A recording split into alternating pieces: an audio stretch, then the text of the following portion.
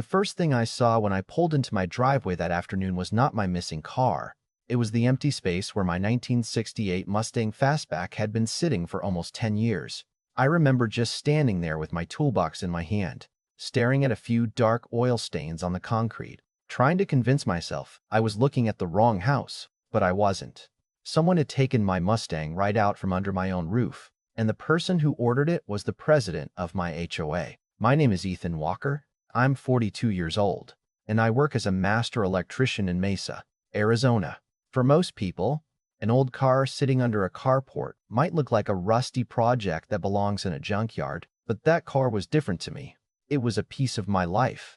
I bought that 1968 Mustang Fastback when I was in my early 30s, back when I was working long hours, barely making enough to pay my bills, and I needed something that reminded me I was building toward something. It was painted a deep Highland green, had the original 390 V8 engine, and yes, it needed work. The seats were worn, the paint had faded, and the suspension needed attention, but the heart of that car was still alive. The engine turned, the frame was solid, and every weekend I spent working on it felt like I was putting a little piece of myself back together. My house sat in an older part of Mesa, a neighborhood full of 1950s ranch homes, big shade trees, desert gardens, and people who actually knew their neighbors. My carport was nothing fancy, just a simple covered area beside my house where I kept my projects and tools. But it had one thing most people didn't know about. The land had a recorded vehicle storage and repair easement from 1954, long before the Desert Ridge Estates HOA even existed. That easement was attached to my deed. It wasn't a suggestion. It was a legal right that came with the property. I thought that meant I was protected. I was wrong about one thing, though. I underestimated how far someone would go when they believed their title gave them control over everyone around them. Her name was Victoria Hale. She became president of the Desert Ridge Estates HOA about 2 years before everything happened. Victoria was 38, moved from California, worked in corporate consulting, and had a very specific vision for the neighborhood. Everything had to look perfect. Every lawn had to be identical. Every mailbox had to match. Every driveway had to look like nobody actually lived there. She drove a silver luxury SUV, lived in a newly renovated modern home with white walls and glass panels, and she always seemed to have a folder of HOA rules in her hand. At first, I didn't have a problem with her. I figured she was just another person who liked rules. Everybody has someone like that in their neighborhood. The person who notices your trash can is 5 minutes late being brought in, or your grass is half an inch too tall. Annoying maybe, but harmless. Then she started sending me letters about my Mustang. The first notice said the vehicle was a violation because it was considered inoperable. I ignored it, not because I was trying to be difficult, but because I knew the facts. My Mustang wasn't abandoned. It wasn't sitting on public property. It was sitting on my property, under my carport, covered and protected. A few weeks later, Victoria knocked on my door. She stood there holding a clipboard, wearing that calm smile people use when they think they already won the argument. She said, "Ethan, this is your final warning. The vehicle needs to be removed." I looked behind her at my Mustang and then back at her. I said, "Victoria, that car is on my property, and the property documents allow vehicle storage here." She smiled and replied, "Those documents don't matter if they conflict with community standards." That sentence stuck with me because it told me everything I needed to know. She didn't see my Mustang as a car. She saw it as something that challenged her authority. I showed her the easement paperwork, but she barely looked at it. She simply said, "We'll handle this through the proper channels." I thought that meant more notices, maybe a fine, maybe another argument at a meeting. I never imagined what she would do next, because on a quiet Tuesday morning in April, while I was at work fixing electrical issues for a local business, Victoria made a decision that would change everything. She didn't send another warning. She didn't call me. She didn't ask a judge or anyone else to review the documents. She called a tow company, and by the time I came home that afternoon, my Mustang, the car I had spent years protecting, was gone. I stood there in my driveway for several minutes, just staring at that empty space, feeling something between anger and disbelief. You know that feeling when your brain understands something happened, but your emotions haven't caught up yet? That was me. I kept looking around thinking maybe there was some explanation. Maybe someone had moved the car because of construction. Maybe a neighbor had seen something. But deep down, I already knew. Someone had taken something that belonged to me. I walked over to my mailbox, and that's when I saw the small piece of paper attached with a plastic zip tie. It wasn't even placed somewhere respectful. It was hanging there like a warning sign. The notice said the vehicle had been removed under HOA authority and transferred to a local towing facility. At the bottom was Victoria Hale's signature. My first reaction wasn't even anger. It was confusion. I called the towing company listed on the paper, expecting to hear that my car was sitting in their lot waiting for me to pay some ridiculous storage fee. Instead, the man on the phone went quiet for a second after I gave him the vehicle information. Then he said, "Are you Ethan Walker?" I said yes. He paused again and said, "That Mustang was already processed." I asked him what that meant. He replied, "It was sold." I honestly thought I had misheard him. I said, "Sold? What do you mean sold? That car belongs to me." He explained that the HOA had authorized the tow, classified the vehicle as abandoned, and the company had completed a quick sale. The Mustang had been purchased by a classic car reseller in Phoenix for $900. $900? That was the number that kept repeating in my head. A car with an original 390 engine, a solid frame, and years of history had been treated like scrap metal. I remember sitting in my truck after that phone call, just gripping the steering wheel. I wasn't even thinking about the money at that point. I was thinking about how easily someone had decided they could erase my ownership because they believed they had enough power. I went home that night and pulled out every document I had: the title, the purchase records, the property deed, and the easement paperwork. I spread everything across my kitchen table like I was building a case file. My wife looked at me and said, "Ethan, are you sure you want to fight this? You know how much time this could take." And honestly, that was the question I kept asking myself. Because fighting an HOA is exhausting. They have meetings, committees, lawyers, and endless paperwork. A lot of people just give up because the process itself feels like punishment. But every time I looked at that empty carport, I knew walking away would only tell Victoria that she was right. So the next morning, I called an attorney named Marcus Reed, someone recommended by a friend who specialized in property disputes. I brought him the documents, and within 15 minutes of looking through them, he leaned back in his chair and said something I will never forget. "Ethan, this isn't a simple HOA disagreement. This looks like someone ignored property rights and used an organization as a personal weapon." That was the first time I felt like maybe I wasn't crazy. Maybe this wasn't just me being stubborn about an old car. Maybe something bigger was happening. Marcus immediately requested HOA records, contracts, meeting notes, towing agreements, and financial documents. Under Arizona law, homeowners have rights to review certain HOA records, and Marcus wanted to know exactly how Victoria had authorized the removal. Within weeks, we started seeing things that didn't make sense. The towing company, Desert Sun Recovery, had a special contract with the HOA that most homeowners didn't know existed. It wasn't just a normal towing arrangement. Victoria had personally negotiated a deal where the company received guaranteed business from the community. But the deeper we looked, the stranger it became. The contract showed payments for every vehicle removed from the neighborhood. Then we found another document, a consulting agreement between Victoria and a company connected to the towing operator. At first, it looked like meaningless corporate paperwork. But Marcus kept digging. He followed the money trail and discovered that Victoria had been receiving payments tied to the number of vehicles towed. Suddenly, all those violation notices started looking different. They weren't just about keeping the neighborhood clean. They were about profit. Over 14 months, 43 vehicles had been removed from Desert Ridge Estates. Some owners paid to recover their cars.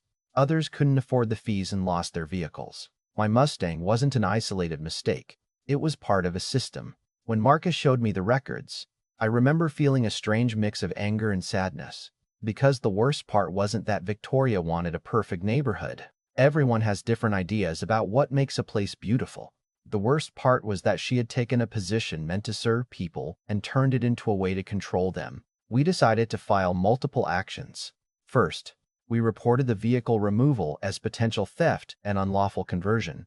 Then, we filed a civil lawsuit against Victoria personally and the towing company. We also continued the process of locating my Mustang. The reseller in Phoenix had no idea what happened. He thought he had purchased a legally abandoned vehicle. When Marcus contacted him and explained the situation, he was actually cooperative. He told us, "If I had known the story, I never would have touched it." A few days later, I drove to Phoenix and saw my Mustang sitting inside his workshop. It looked different. There was dust on the hood, but it was still there. I ran my hand across the fender, and for the first time in months, I felt like I was getting a piece of my life back. We negotiated the buyback for $3,500. It was more than he paid, but he understood. As I loaded the Mustang onto the trailer, I looked at that old green paint and thought about how close it came to disappearing forever. But getting my car back was only the beginning, because now we weren't just fighting for a Mustang. We were fighting to prove that someone couldn't hide behind an HOA title and destroy people's rights whenever they felt like it. The final months of that fight were something I don't think I'll ever forget, because by that point, the Mustang was no longer just a car sitting in my driveway. It had become a symbol of something much bigger. It represented the idea that ordinary people still have a voice when someone with a title, a position, or a little bit of power decides the rules don't apply to them. When this all started, I honestly thought I was just dealing with an aggressive HOA president who didn't like the look of my project car. I never imagined I would uncover something that affected dozens of families in my own neighborhood. Once Marcus finished collecting the records, the picture became clear. Victoria Hale had not simply made a bad decision. She had created a system where fear and authority worked together. Homeowners received notices. They panicked, they paid fees, and vehicles disappeared. To her, those were just files on a spreadsheet. But behind every file was a person, someone's truck they depended on for work, someone's classic car they had spent years restoring, someone's vehicle that carried memories they couldn't replace. When the evidence was presented, Victoria tried to explain everything away. She said she was enforcing community standards. She said she was protecting property values. She said people were making her look like the villain because they didn't understand the responsibility of running an HOA. And I remember watching her say those things and thinking about that first conversation we had at my driveway. The strange thing was, she never once asked me about the Mustang. She never asked why I owned it, why I was restoring it, or why that car mattered to me. She had already decided what it was.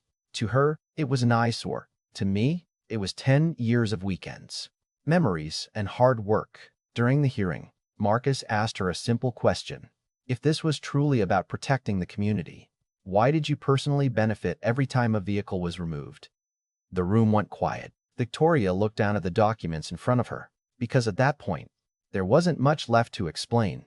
The paperwork showed the relationship between her and the towing company. It showed the financial connection. It showed a pattern of decisions that weren't being made for the neighborhood, but for personal gain. The same person who told everyone she was protecting the community had been secretly creating a reason to remove vehicles and profit from the process. The civil case moved quickly after that. Victoria was ordered to pay $63,000 in damages. That amount covered the true value of my Mustang, additional damages caused by the unlawful removal, and the legal costs I had to spend just to recover something that should have never been taken in the first place. But the financial penalty wasn't the only consequence. She was permanently removed from the HOA board. The towing company lost its agreement with the community and faced consequences for participating in the scheme. The money connected to those towing arrangements had to be returned to affected homeowners. For the first time in a long time, people in the neighborhood felt like they could breathe again. But I'll be honest, the day I got settlement check wasn't the moment I felt victorious. The moment that meant the most was when I brought my Mustang home. I still remember opening the trailer and seeing that old green fastback sitting there. It wasn't perfect. There were scratches. There was dust. Some parts were still missing. But it was mine. I put my hand on the hood and just stood there for a while. It sounds strange, but after everything that happened, that car felt different. Before, it was a restoration project. After everything, it felt like a reminder. A reminder that sometimes you have to stand up, even when the easier choice is to walk away. After the case became public, neighbors started telling me things they had never mentioned before. One homeowner told me she had paid hundreds of dollars in fees because she was afraid of fighting the HOA. Another said she removed a vehicle from her own driveway because she didn't want to become the next target. Hearing those stories bothered me more than I expected, because the biggest problem wasn't just what happened to me. The biggest problem was how many people had accepted unfair treatment because they assumed nothing could be done.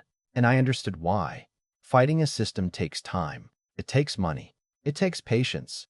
A lot of people don't have those things. Sometimes it's easier to just pay the fine and move on. But that only works until someone decides to push too far. About 6 months later, Victoria sold her house and moved away after accepting a new position out of state. I never celebrated that moment. Honestly, I didn't feel happy seeing someone lose their home. What I felt was relief. Relief that the situation was finally over. Relief that the person who once made everyone feel powerless was no longer in a position to do it again. The neighborhood changed after that. HOA meetings became less about punishment and more about discussion. People started asking questions. They started reading the rules instead of just accepting whatever they were told. They learned that being part of a community doesn't mean giving up your rights. And my Mustang? It's still sitting in my carport today. The restoration is still a work in progress because classic cars don't fix themselves overnight. There are still weekends where I'm covered in grease, fighting with stubborn bolts, and wondering why I ever thought this would be a quick project. But every time that engine starts, every time I hear that old V8 rumble, I remember exactly why I kept fighting. Because the Mustang was never just about the metal, the paint, or the value. It was about someone deciding they had the right to take something that wasn't theirs, and proving them wrong. Looking back, I still wonder if Victoria understood the damage she caused. Maybe she convinced herself she was doing the right thing. Maybe she truly believed the title of HOA president gave her more authority than she actually had. But leadership isn't about controlling people. It's about serving them. Rules are important, but they should protect a community, not become a weapon against the people living inside it. So now I want to ask you something. If you were in my position, and someone used their power to take your property without permission, would you have pushed for the harshest possible punishment? Would you have wanted prison time? Or would making them pay damages and removing them from power have been enough? There are arguments on both sides, and I'm genuinely curious where you stand. Let me know in the comments. And if you've ever dealt with an HOA dispute, a property battle, or someone who thought their authority gave them control over everyone else, share your story too. Because sometimes the biggest changes don't come from powerful people. Sometimes they come from regular people who finally decide they won't stay silent anymore. Thanks for listening. And remember, your rights are only as strong as your willingness to defend them.